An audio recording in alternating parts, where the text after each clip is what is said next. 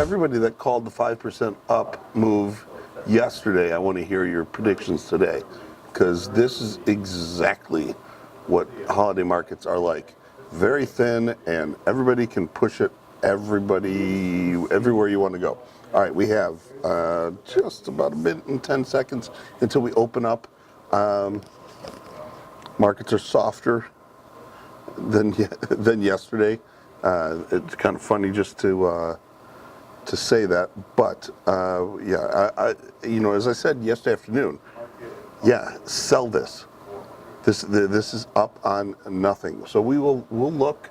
Like I said, this is going to. These are very, very difficult markets to trade because they are trading on zero volume. So you can push a market around, as you saw 2 days ago and you saw yesterday. Initial volume weak, but like I said, this is not something to just jump into.